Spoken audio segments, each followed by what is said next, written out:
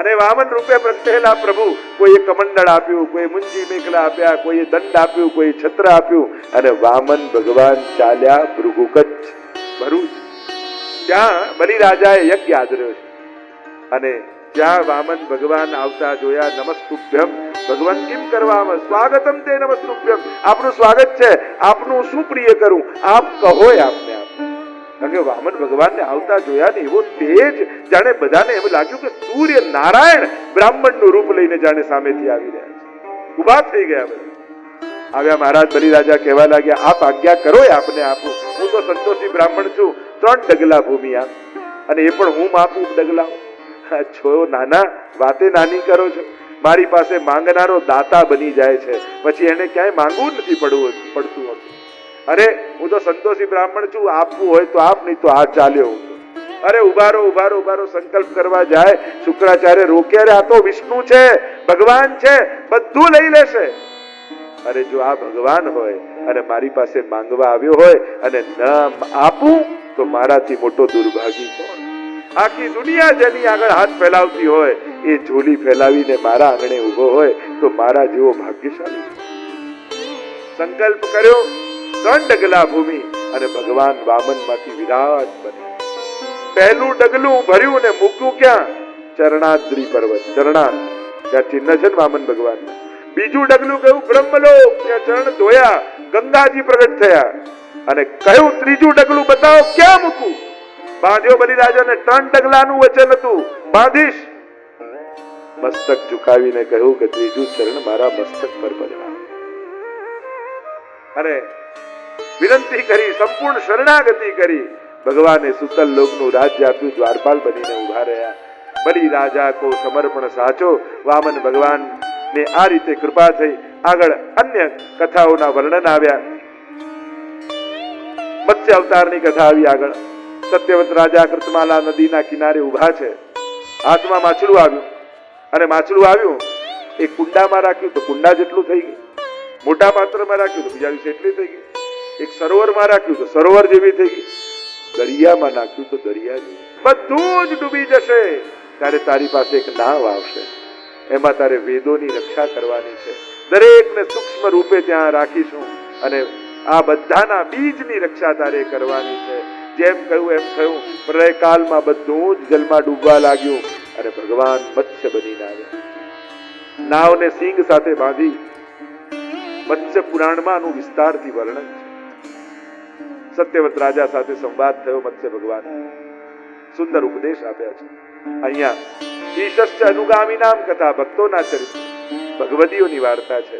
સુદ્યુમ્નની કથા આવી, નભગના પુત્ર નાભાગની કથા આવી, અમરીશ રાજાની કથા આવી. કેવા ભગવદી વૈષ્ણવ અમરીશ રાજા, આજે પણ દ્વારકાધીશ બિરાજે છે જે અમરીશ રાજાના સેવે છે.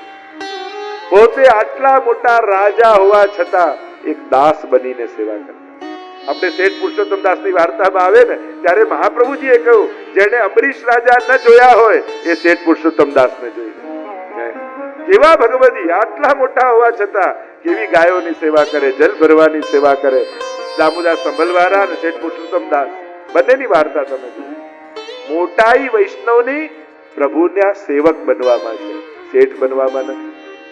એ તો લૌકિક ને સંજોગો તો ભગવત કૃપાથી જે મળ્યા એ મળ્યા, પણ એની ઊંચાઈ તો સેવક બનવામાં છે. સેવા કરતા એટલા ગૌરવ સાથે અનેક અનેક પ્રસંગો આવે છે ને એમાં. અહીંયા અમરીશ રાજા એ રીતે સેવા કરતા.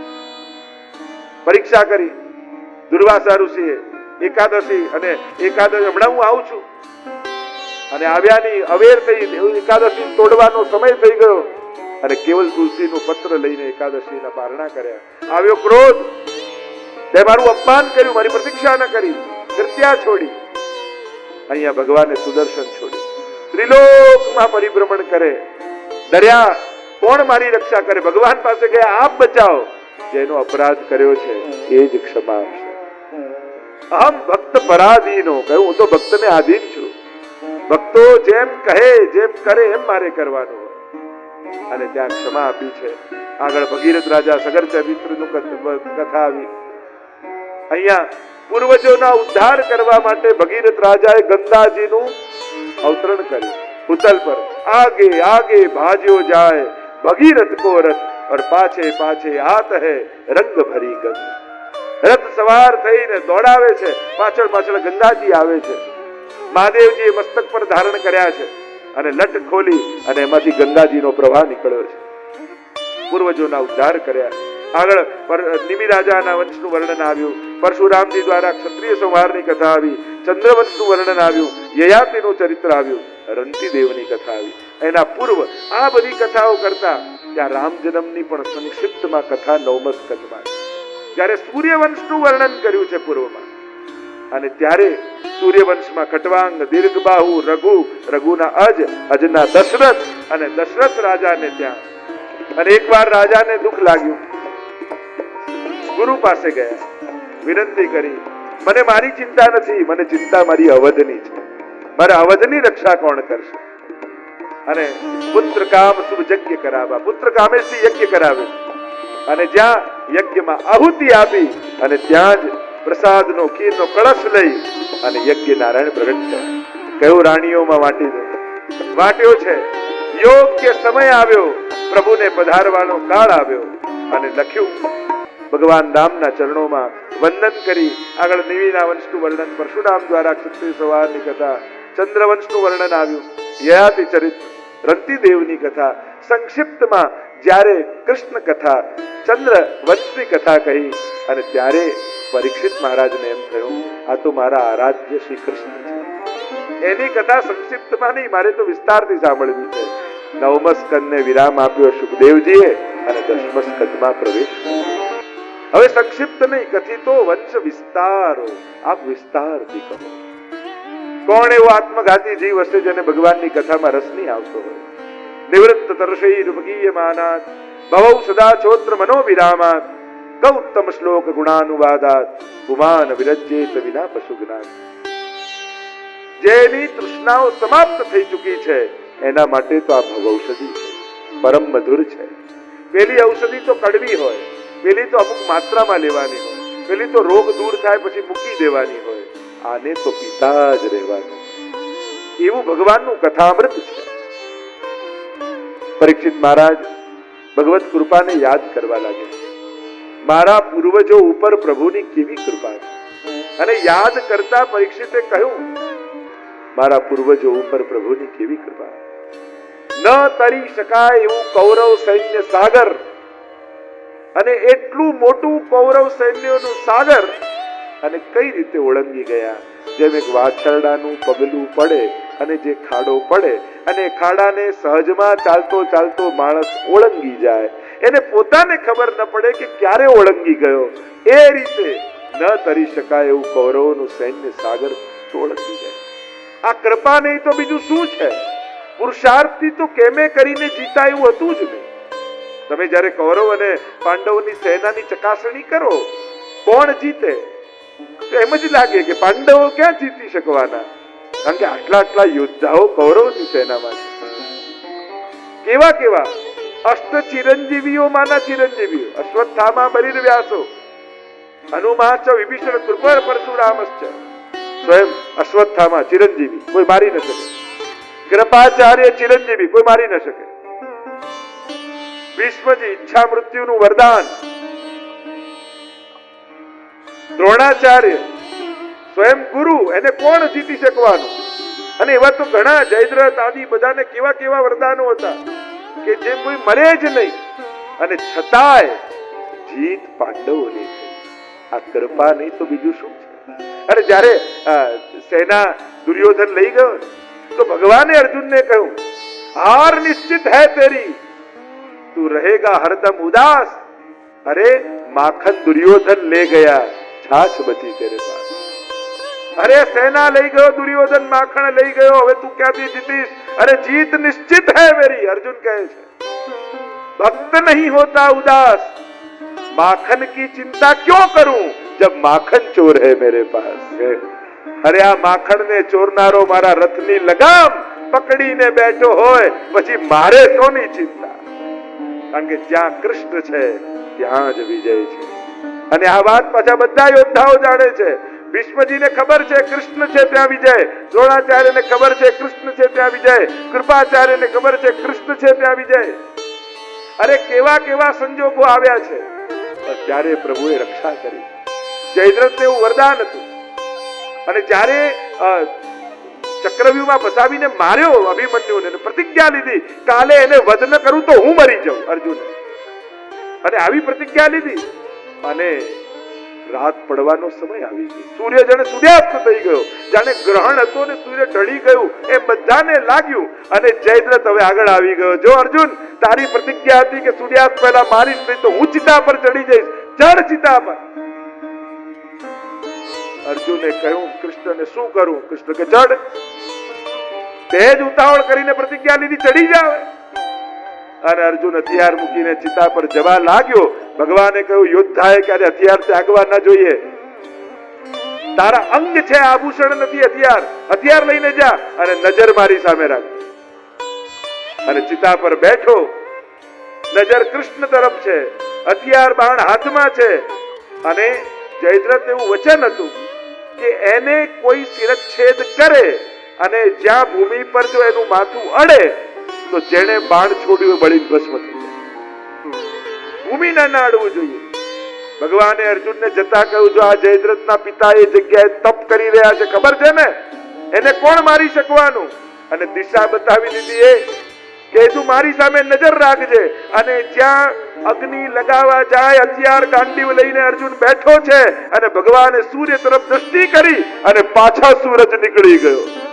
સૂરજના કિરણો પથરાયા, માનો ગ્રહણ હતું નીકળ્યું ને સૂર્યના પ્રકાશ દેખાયા. હજી અંધારું થયું નથી, સામે જયદ્રથ આવીને ઉભો છે, અને અર્જુનને દ્રષ્ટિ કરતા ભગવાને કહ્યું બાણ છોડ, પણ એ રીતે છોડજે કે મસ્તક કપાઈને પિતાના ખોળામાં જાય. અને લીધું ગાંડીવને જ્યાં છોડ્યું, કપાયેલું મસ્તક પિતાની ગોદમાં પડ્યું, પિતા બળીને ભસ્મ, અને જયદ્રથ મર્યો, અર્જુન જીવિત પાછો આવી ગયો. પરીક્ષિત એક એક ઘટનાઓને યાદ આવી તો કેટલી ઘટનાઓ મહાભારતમાં છે. એમ લાગ્યું કે હવે ગયા પાંડવ, અને એ જ સમયે ભગવાન હાથ પકડીને ઉગાડી. ન તરી શકાય હું કૌરવ સૈન્ય સહજમાં ઓળંગી ગયા. પ્રશ્નો કર્યા. બલરામજી તો રોહિણીજીથી પ્રગટ થયા, પછી દેવકીજીના પુત્ર કેમ કહેવાય? કૃષ્ણ વસુદેવજીનું ઘર છોડીને વ્રજમાં કેમ ગયા, અને નંદાદી ગોપો સાથે ક્યાં ક્યાં નિવાસ કર્યો? વ્રજ છોડી મધુપુરીમાં રહીને કઈ કઈ લીલાઓ કરી? કંસ તો મામા હતા છતાં કેમ માર્યા? પ્રભુએ દ્વારિકાપુરીમાં રહીને કેટલા વર્ષ સુધી નિવાસ કર્યો? કેટલી રાણીઓ હતી? અનેક પ્રશ્નો કરીને કહ્યું, જે પૂછ્યું એ તો કહેજો, પૂછવાનું રહી ગયું હોય ને એ પણ કહેજો. મારે કૃષ્ણની સંપૂર્ણ કથા સાંભળવી છે. કથા કહેતા કહ્યું, ભૂમિ પર ભાર વધ્યો, અને ભૂમિ ગઈ બ્રહ્માજી પાસે. બ્રહ્માજીએ કહ્યું કે તારા દુઃખને હું જાણું છું, ચાલ ક્ષીરસાગર પાસે જઈ અને ત્યાં પ્રભુને પુકાર કરી. ક્ષીરસાગર પાસે આવ્યા. તત્ર ગત્વા જગન્નાથમ દેવ દેવ વૃષાકપિમ પુરુષમ પુરુષસુક્તેન ઉપતસ્થે સમાહિત. પુરુષુક દ્વારા સ્તુતિ કરી છે. ધ્યાનમાં પરમાત્મા આવ્યા, અને પરમાત્માએ કહ્યું કે બ્રહ્માજી, બધા જ દેવતાઓને કહી દો ભિન્ન ભિન્ન રૂપ ધારણ કરી બ્રજમાં જાય. હું થોડા જ સમયમાં બ્રજ આવું છું. કોઈ ગાય બન્યું, કોઈ વાછરડું બન્યું, કોઈ હરણ બન્યું, કોઈ વૃક્ષ બન્યું, કોઈ તૃણ બન્યું, કોઈ લતા બન્યું, કોઈ પતા બન્યું, કોઈ કંકર બન્યું. જુદા જુદા રૂપ ધારણ કરીને દેવતાઓએ વ્રજવાસ કરી દીધો. અહીંયા વસુદેવ અને દેવકીના વિવાહ થઈ રહ્યા. બધી જ તૈયારીઓમાં કંસ દોડા દોડ કરે છે. અરે મારી જવાબદારી છે, હું કરનારો છું, મારી બેનને હું પરણાવીશ. અને એટલો બધો દહેજો આપ્યો, અને કહ્યું અરે આટલી દૂર જવાનું છે, આટલું બધું અમે આપ્યું છે, કોણ રક્ષા કરશે? હું પોતે મારી બહેનને વળાવવા જઈશ. રથની જ્યાં લગામ પકડી, સારથી ઉતર્યો ને દ્વારથી બેઠો, એટલે આકાશમાં આકાશવાણી થઈ, હે મૂર્ખ કંસ, તું જેને વળાવવા જાય છે ને એનો જ 8મો ઘર તારો કાળ થશે. અને જ્યાં સાંભળ્યું, કોપાયમાન થયો કંસ, ખડગ ખેંચ્યું, કેસથી પકડ્યા દેવકીજીને. જ્યાં મારવા જાય, દોડતા વસુદેવજી આવ્યા ને હાથ પકડી લીધો. નાની બહેન તો દીકરી કહેવાય, એને મારીશ તો તારી યશ, કીર્તિ, ધન, વૈભવ બધું સમાપ્ત થઈ જશે. અને મૃત્યુથી ડરે છે કંસ. મૃત્યુ જન્મ બતામ વીર દેહેન સહજાયતે. મૃત્યુ તો માણસના જન્મની સાથે પેદા થાય. મૃત્યુનું કારણ, મૃત્યુનો સમય એ તો જન્મ સમય નક્કી થઈ જાય છે. હું તને વચન આપું છું, અમારે જે બાળક થશે તને આપી દઈશું. સમય થયો, 6 બાળક થયા. કંસને થયું શત્રુ તો 8મો છે. નારદજીને થયું કે ઘડો ભરાશે નહીં તો ફૂટશે કેમ? જઈને કંસને સમજાયો કે આમાં 8મો કયો કેમ ખબર પડે? એક ફૂલ લે, અહીંયાથી પાંદડીથી ગણે તો 8મી આ થાય, અહીંયાથી ગણે તો 8મી આ થાય, અહીંયાથી ગણે તો 8મી આ થાય. આમ બધી પહેલી બધી 8મી. ક્યાંક દેવતાઓની ચાલ ના હોય, પહેલો કયો ને 8મો કયો ગણતરીમાં ભૂલ ન થઈ જાય. અને કંસે 6 ને મારી નાખી. શેષજીને બોલાવ્યા અને કહ્યું આ વખતે મોટા ભાઈ બનવું છે કે નાના?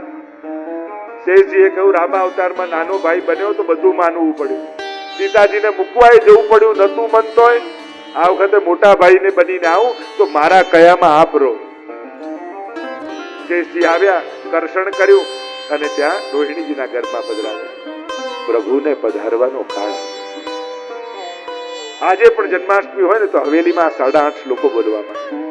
5 તત્વોની શુદ્ધિનું જાણે વર્ણન કર્યું છે. સુખદેવજી પ્રભુના સમયનું વર્ણન કરતા કહે